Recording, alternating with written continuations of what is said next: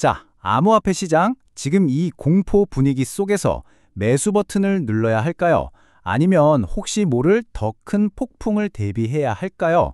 오늘 이 시간에는요, 여러 전문가들의 복잡한 분석들, 그 속에서 핵심만 딱 뽑아서 제가 한눈에 들어오게 정리해 드리겠습니다. 바로 시작해 볼까요? 우선 지금 시장 분위기가 어떤지 단기적인 흐름부터 짚어보고요.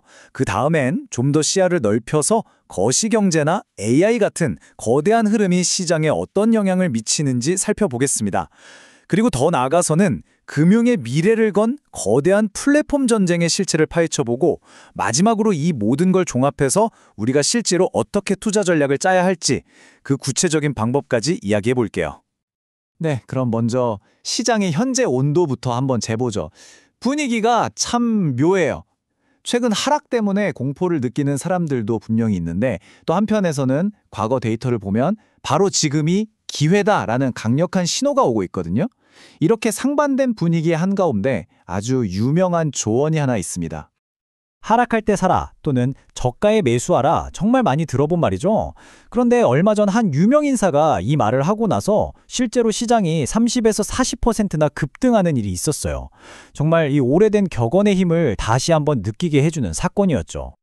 자, 그리고 이 차트를 한번 보시면 과거 데이터가 왜 이런 낙관론에 힘을 실어주는지 바로 알 수 있습니다. 이게 참 재밌는 게요. 역사적으로 보면 9월은 늘 좀 약세를 면치 못했어요. 그런데 바로 그 뒤를 잇는 10월 그리고 11월에는 분위기가 완전히 반전돼서 아주 강력한 상승장이 나타나곤 했습니다. 그래서 10월에 업토버, 그러니까 상승의 달이라는 별명이 붙었을 정도라니까요. 공포의 사고, 탐욕의 팔아라. 이 격언은 정말 변동성이 큰 암호화폐 시장에서는 거의 진리처럼 여겨지죠. 그리고 지금 시장의 공포가 어느 정도인지를 아주 정확하게 보여주는 지표 하나가 극단적인 숫자를 가리키고 있습니다. 네, 바로 암호화폐 공포 및 탐욕 지수인데요. 100점 만점에 25점이면 극도의 공포 상태라는 뜻입니다. 많은 분석가들은 바로 이럴 때, 그러니까 모두가 두려워할 때가 도망칠 타이밍이 아니라 오히려 역사적으로 봤을 때 강력한 매수 기회였다는 점을 계속해서 강조하고 있습니다. 하지만 시장 분위기가 단순히 내부적인 요인만으로 결정되는 건 절대 아니죠.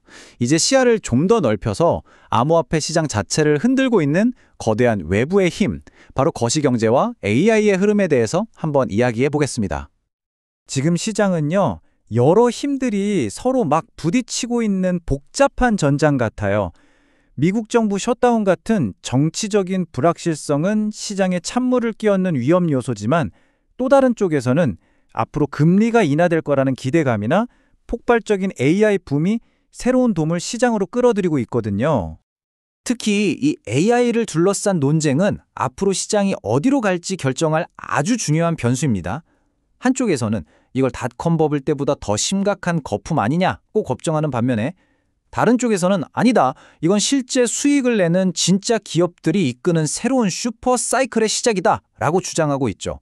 이 논쟁에서 과연 누가 이기느냐에 따라 시장의 흐름이 완전히 바뀔 겁니다. 그래서 한 전문가는 지금 시장을 최고급 부동산 시장에 비유하기도 해요.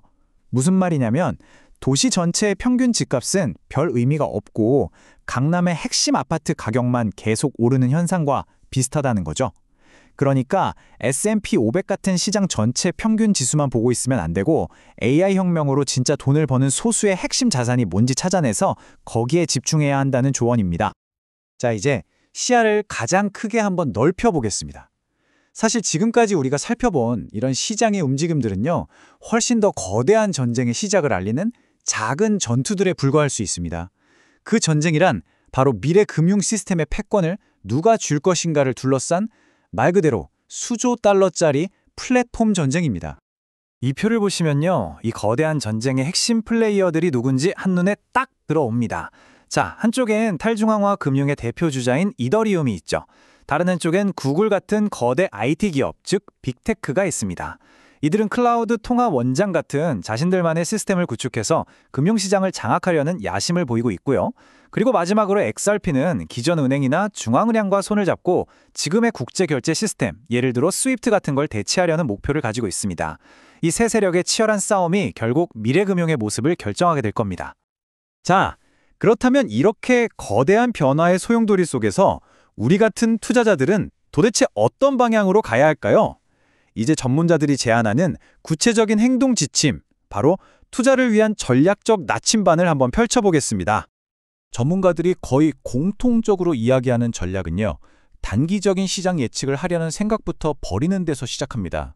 먼저 가격만 보지 말고 그 기술의 진짜 가치를 공부하고 1단계, 짧은 가격 등락에 일희일비하지 않는 장기적인 관점을 갖는 게 중요합니다. 2단계, 그런 다음에는요, 꾸준히 정해진 금액만큼 나눠서 사고 3단계, 주기적으로 포트폴리오 비중을 다시 맞춰주는 것 4단계, 즉 감정이 아니라 정해진 시스템으로 투자하는 게 핵심이라는 거죠.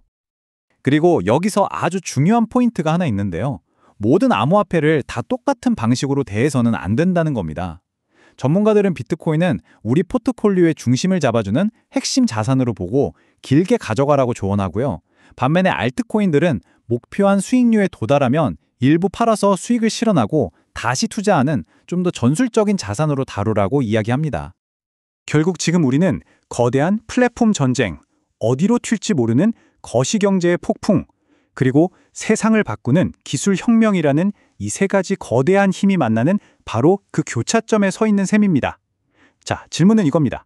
여러분은 이 중에서 어떤 힘에 베팅하시겠습니까? 바로 그 선택이 여러분의 디지털 경제 속 미래를 결정하게 될 겁니다.